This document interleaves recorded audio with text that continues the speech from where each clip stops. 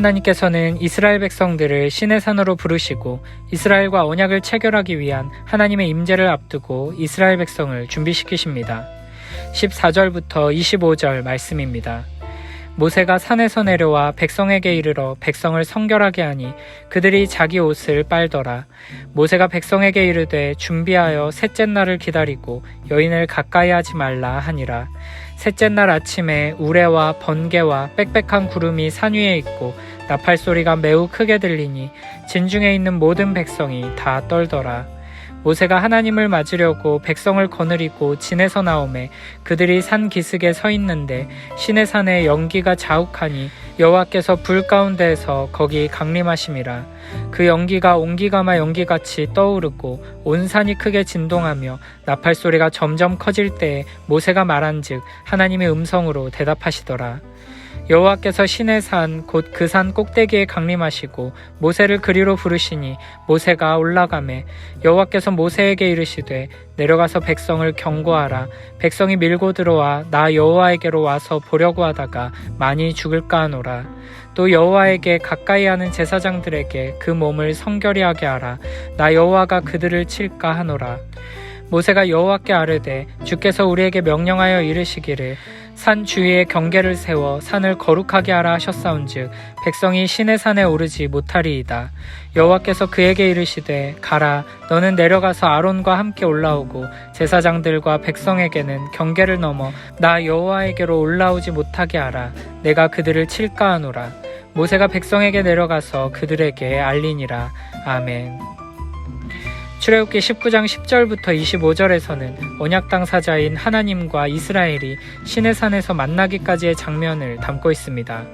이 본문은 이스라엘이 하나님을 만나기 위해 준비하는 것에 대해 많은 지면을 할애하고 있는데 여기에서 가장 많이 사용되는 표현들은 성결하게 하다, 옷을 빨다, 경계를 정하다, 침범하지 말라, 죽임을 당하다, 셋째 날 등입니다.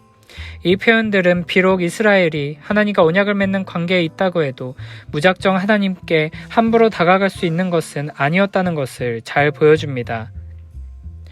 하나님께서는 이스라엘과 관계를 맺기 위해 다가오십니다. 그러나 그렇다고 해서 이스라엘이 함부로 하나님께 다가갈 수 있는 것은 아닙니다. 이스라엘이 하나님의 면전에 나아가 그분과 만날 때는 항상 다음의 사항들을 유념해야 합니다. 첫째로 인간이 하나님 앞에 서기 위해서는 거룩함을 갖춰야 합니다. 거룩함이 없이 하나님을 만나면 죽음에 이르게 될 것입니다. 둘째로 인간은 하나님께서 정하신 방식으로만 하나님을 만날 수 있습니다. 이 본문의 경우에 하나님께서는 이스라엘을 셋째 날에 만나기로 하셨습니다. 출애굽기 24장에서는 하나님께서 모세를 일곱째 날에 만나셨습니다. 하지만 40장에서 모세는 하나님의 영광이 충만한 성막에 들어갈 수가 없었습니다. 이렇게 하나님을 만나는 것은 반드시 하나님께서 정하시는 때와 방식을 따라야 하는 것입니다. 셋째로 거룩함을 갖추고 하나님께서 정하신 때에 하나님을 만나는 것이 허락된 경우에도 인간이 하나님께 다가가는 데에는 여전히 한계가 있다는 것을 알아야 합니다. 19장 12절에서 그 경계를 침범하지 말지니 산을 침범하는 자는 반드시 죽임을 당할 것이라 라는 말씀이 이를 잘 보여줍니다. 이처럼 이스라엘 백성이 비록 하나님과 언약 관계에 있고 또 하나님께서 그들과 함께하기를 원하신다고 해도 여전히 하나님과 이스라엘 사이에는 건널 수 없는 간극이 존재합니다. 이 점은 나중에 임마누엘의 상징인 성막이 완성되어 진 한가운데에 위치해 있을 때에도 정당한 절차나 사유 없이 이 성막으로 다가가는 자들은 다 죽임을 당하게 될 것이라는 많은 금지 명령들을 통해 분명하게 드러납니다. 민수기 1장 53절에 따르면 이스라엘이 광야에서 진을 칠 때 레위인들은 성막 주변에 배치되었습니다. 이들이 하는 역할은 일반 백성들이 성막의 영역을 침범함으로써 하나님의 진노를 촉발시키는 것을 미연에 방지하는 것이었습니다. 10절부터 13절 말씀을 보면 하나님께서는 이스라엘 백성들에게 성결할 것을 명령하시고 산 주위에 경계를 정하고 백성들이 산에 오르거나 경계를 침범하지 못하도록 하라고 명령하십니다. 그러면서 만약 산을 침범하는 자가 있다면 반드시 죽임을 당할 것이라고 경고하십니다. 그렇게 하나님의 거룩하심을 침범한 자는 돌로 쳐 죽이거나 화살로 쏘아 죽이라고 말씀하십니다. 사람뿐 아니라 짐승도 마찬가지입니다.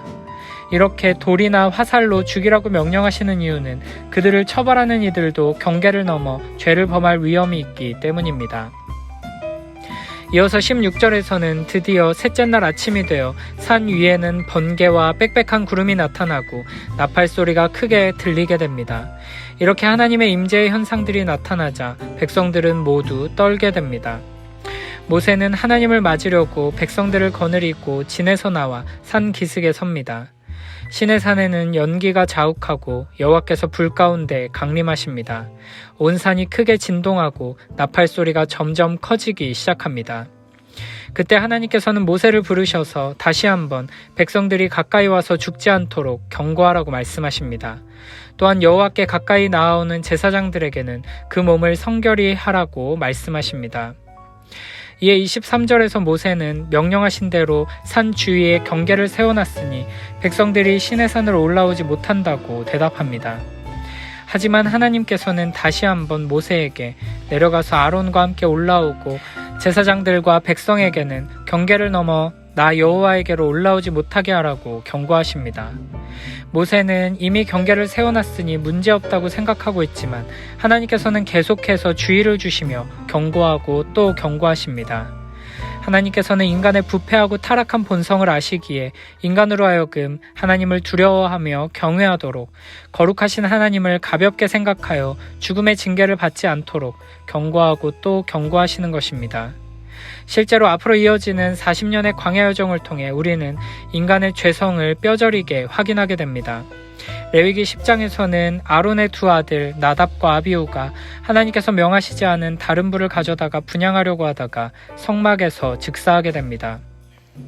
사무엘상 2장의 홈리와 비느하스는 성막 안에서 온갖 더러운 일을 행하다가 심판을 받게 됩니다. 신약의 교회에서도 마찬가지입니다. 하나님께서는 거짓말을 하여 교회의 명예를 얻으려는 아나니아와 삽비라 부부를 쳐서 죽이셨습니다. 이렇게 하나님의 백성 안에서 교회 안에서도 하나님을 경외하지 않고 하나님의 경고를 우습게 여겨 심판받고 죽임당하는 이들이 계속 있다는 것을 항상 기억해야 합니다. 하나님은 거룩하신 분이십니다. 그분 앞에 나아갈 때 우리는 성결해야 합니다. 하나님의 말씀대로 순종하며 하나님께서 명령하신 대로 행해야 합니다.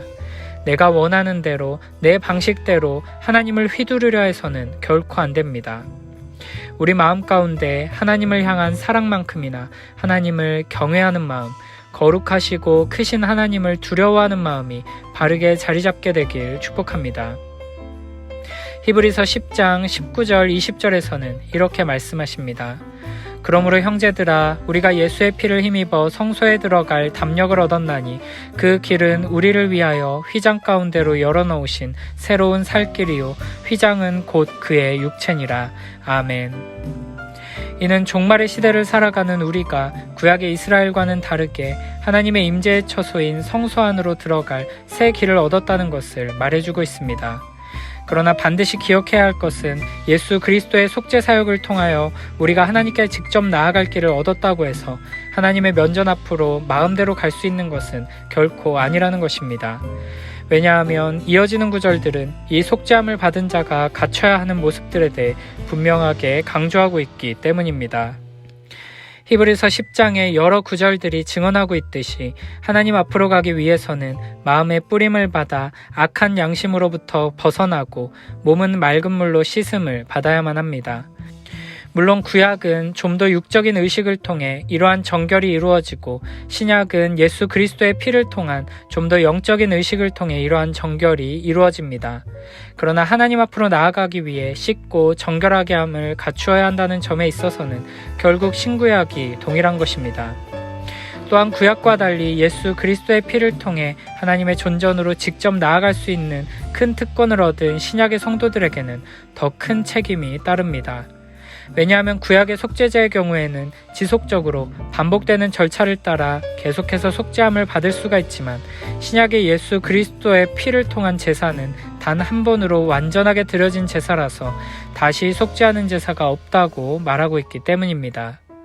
또한 예수 그리스도의 피를 통해 구원함을 얻은 자가 다시 죄를 짓는 것은 하나님의 아들을 짓밟고 자기를 거룩하게 한 언약의 피를 부정한 것으로 여기는 것으로 간주된다고 말씀하십니다.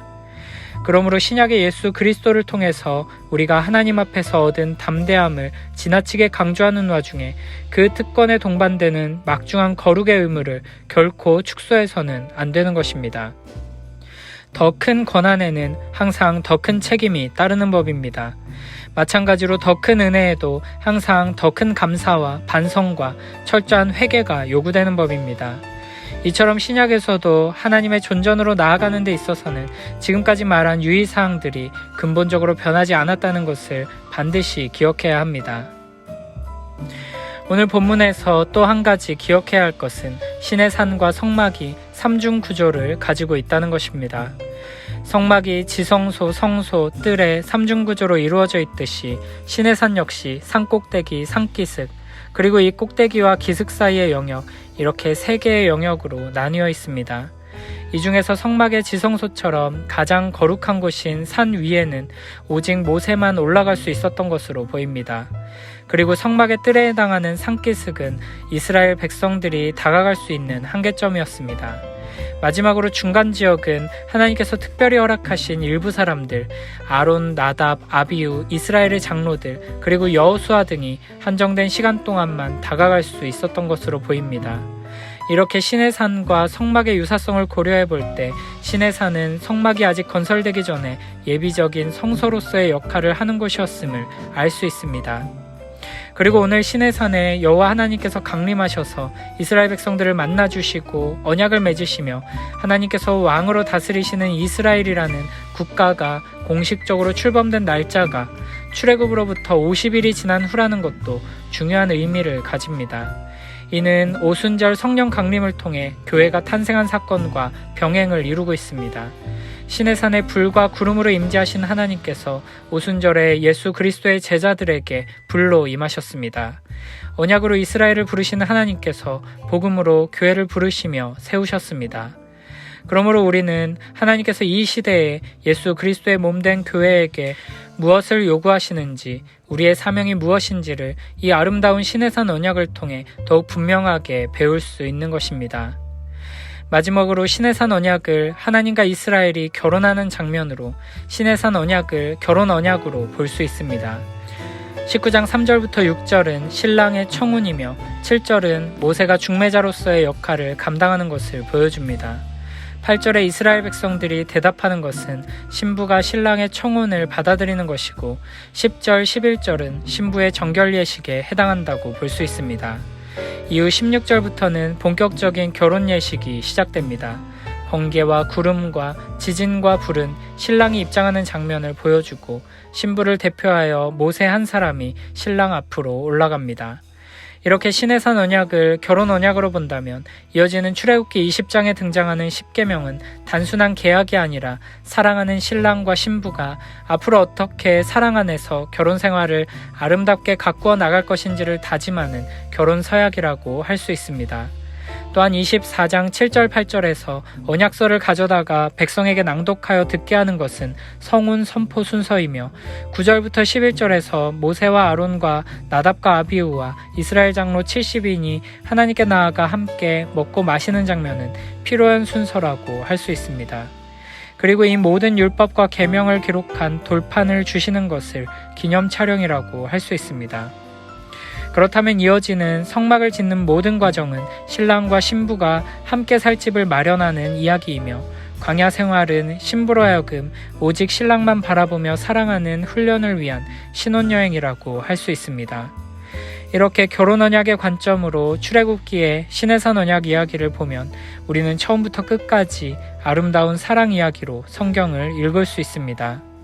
하나님의 말씀 안에서 우리에게 주신 아름다운 언약 안에서 놀라운 하나님의 사랑을 발견하고 그 사랑 안에서 감격하며 사랑으로 반응하는 복된 우리 모두가 되길 축복합니다.